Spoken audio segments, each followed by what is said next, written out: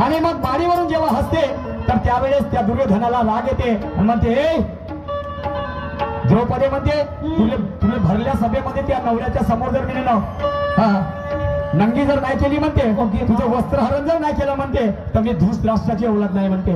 आणि मग दुःशासनाच्या हाताने 64 फाशामध्ये 5 पांडव बसलेले असतात आणि त्यांच्या समोर त्याचं वस्त्रहरण होते. हा माझ्या गाण्याचा आधार आहे हो शाहीर साहेब.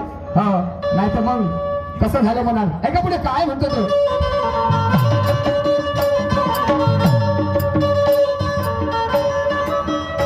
सदाने आमचे आदर्श मटन शॉप गोपाल भाऊ मांडणवाले यांच्याकडनं परत या विचारधारेवरती 100 रुपयाचं भेट मिळालेलं आहे आणि म्हणून पाठी आभारी आहे. धन्यवाद. आहे का काय म्हणतो.